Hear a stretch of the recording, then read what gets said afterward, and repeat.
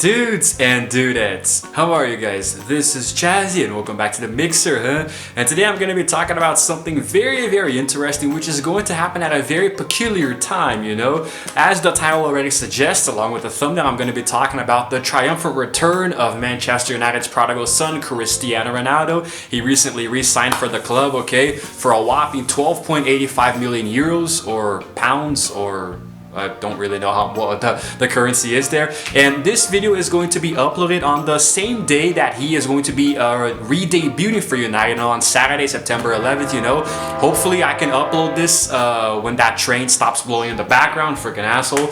Hopefully I can upload this in the morning, sometime before he re-debuts. I actually don't know what time the game is going to happen, but I'm going to try to watch it.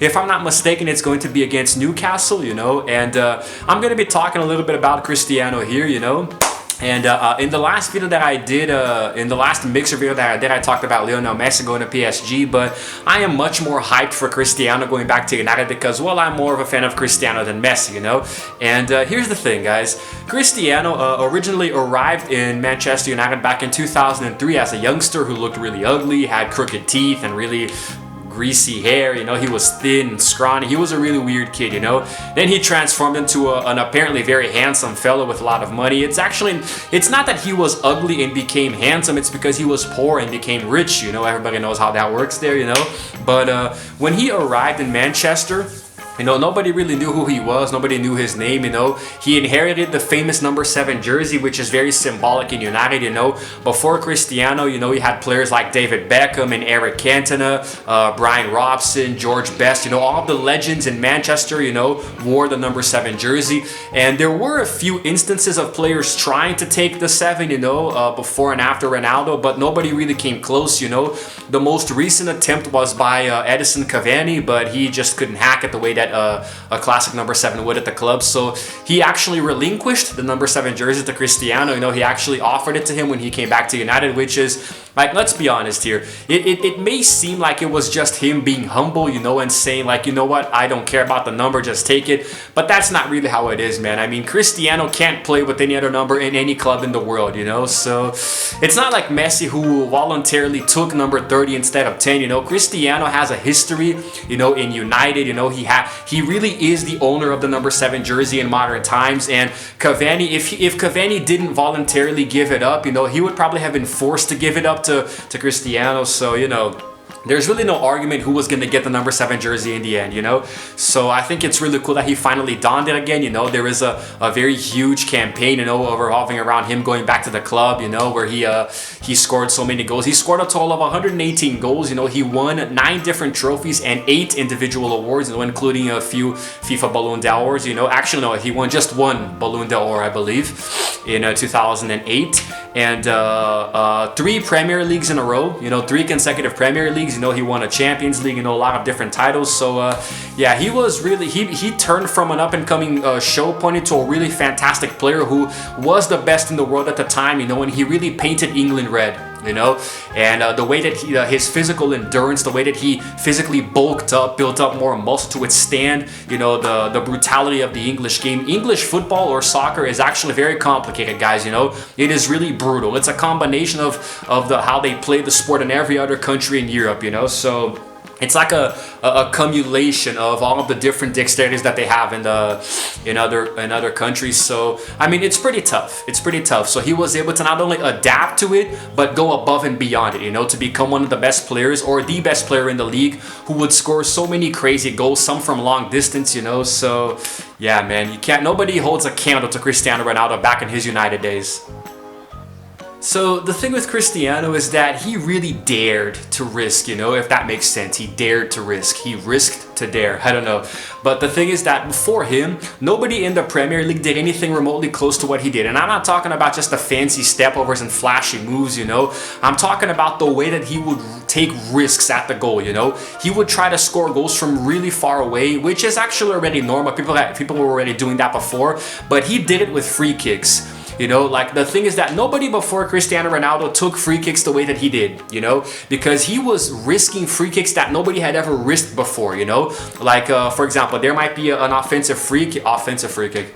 There's only one kind of free kick. There might be a free kick, you know, from like, I don't know, 20 or yards out or something, from really far away. The point is, you know, that normally a player would try to cross the ball over so somebody else could get a header, you know, but Cristiano would go straight for the goal. He had his little way of taking free kicks that I'm pretty sure you guys know if you've seen him doing it now in real life or on YouTube, you know. He takes 3 steps back, a couple of steps to the side, you know. He stands completely up and straight and rigid, you know, and then he just goes at it and he smacks the ball in such a way with like the valve. He hits it really hard in a certain area that makes the ball go up, but then it dents the ball, and then while it's still in the air, it kind of undents and changes direction, you know, while it's in midair. He scored a goal like this against Fulham in 2008, if I'm not mistaken, you know, where the ball, you can actually see it happening. The ball changes direction twice in the air, and the goalkeeper's just like, wait, what?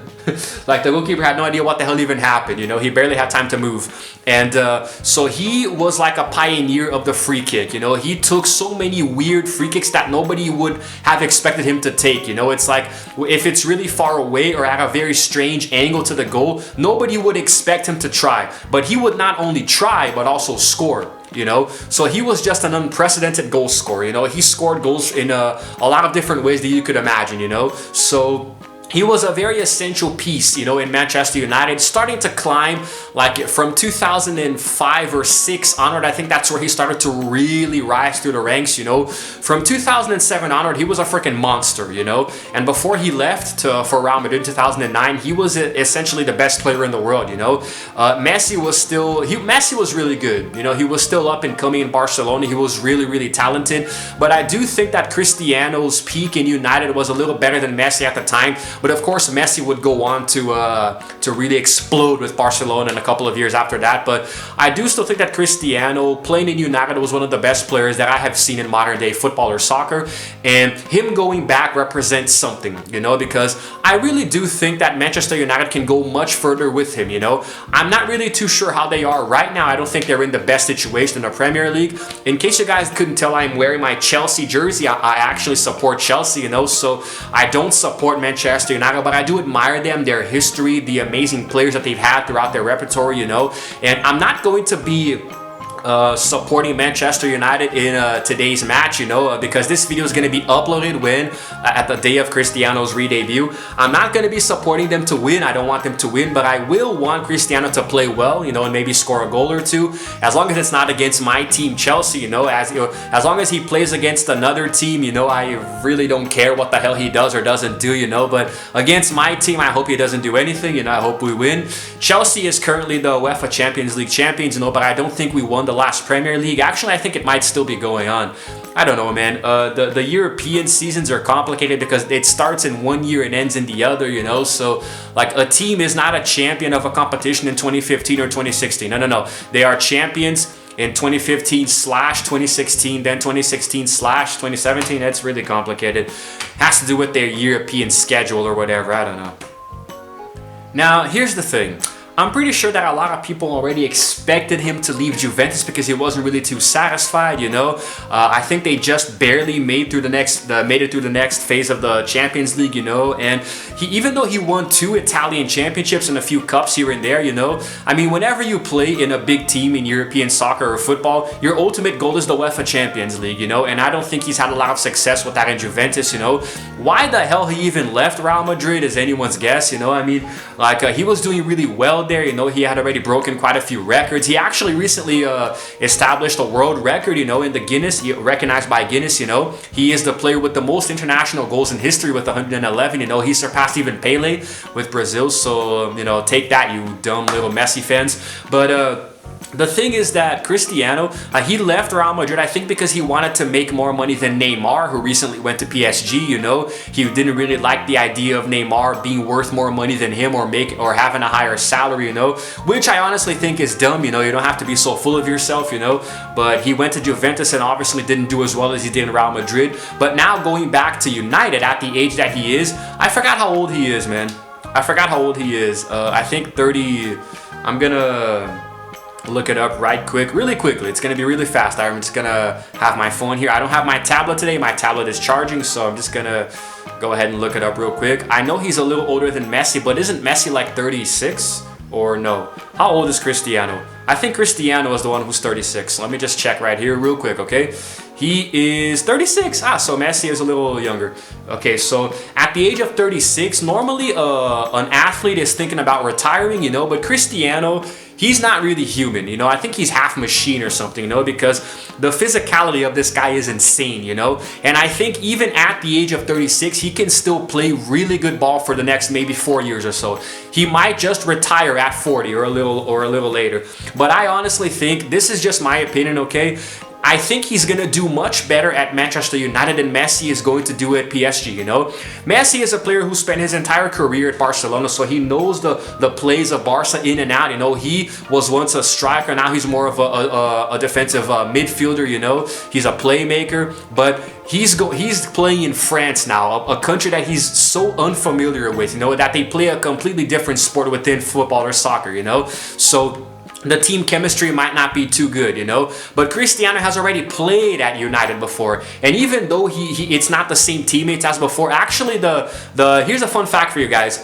Manchester United's current trainer, the coach, I can't pronounce his name, but he played with Cristiano Ronaldo when he was at United. No, they were teammates, and now one of them is the manager, so that's really cool. So it's gonna be nice to see that dynamic there. But Cristiano knows the Premier League, you know, he spent 6 years there. He knows how they play the sport, and he knows how to take down the opponents. He knows what to do. He knows the strategy. He knows the tactics, you know. And Messi is an alien on an alien planet now, playing in France, you know. So I think Cristiano's gonna go much further and do much better at United, you know. And it's cool because it's a chance for him to score more goals, to add to his tally, to win more titles, you know, more individual awards. So it's gonna be really cool for him to go back and continue to fill up his resume there in United, you know.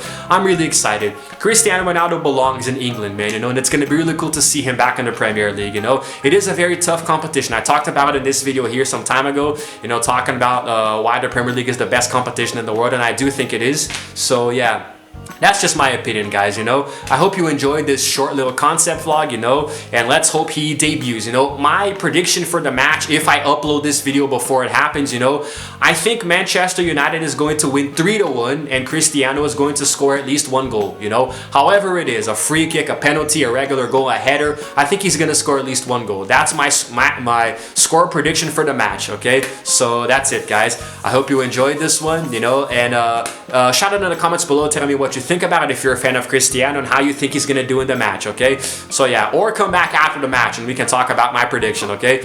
If you happen to like this video, go ahead and give it a like, and also subscribe to my channel. And while you're at it, go ahead and hit the notification bell so you can know exactly what time I upload my videos, because I upload content every single day, okay? And that's it for now, guys. This is Chazzy signing out for now, and as always, I will see you guys in the next video. See! Okay, that was cringy. Roll the outro screen.